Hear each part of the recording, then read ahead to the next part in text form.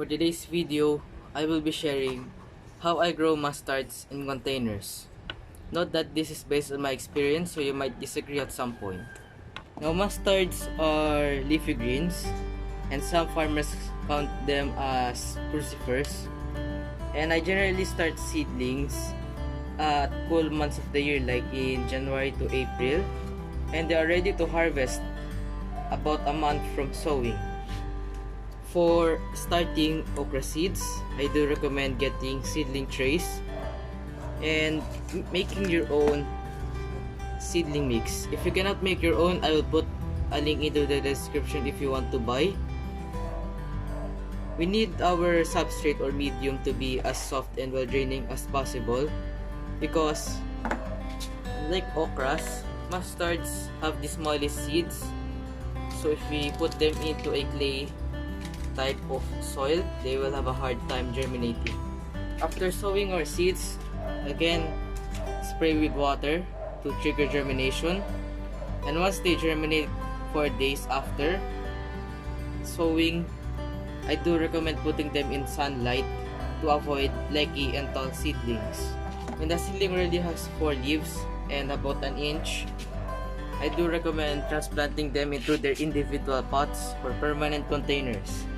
After transplanting to their permanent pots, wait until 7 days and then start fertilizing our mustards with nitrogen-rich fertilizers.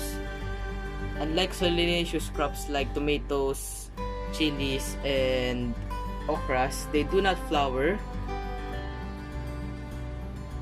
So I do recommend only fertilizing nitrogen fertilizer to boost the growth of leaves and for healthy stems.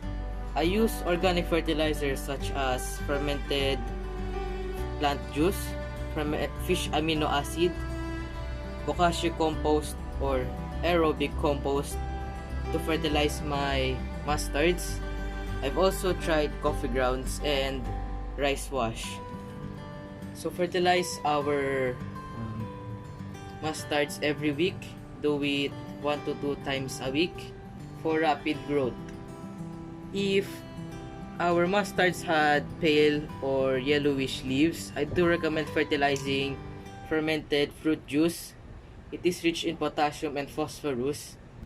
And for watering, I only water my plants when the soil mix gets dry to avoid diseases and pests or fungal growth into the root system. Now, you will notice that the stem over here, it will keep on growing. So if that happens, where the mustard could get unstable, such as this. So as you can see, the stem over here, it grew tall. I do recommend adding some more soil to prevent the leaves having contact with the soil mix.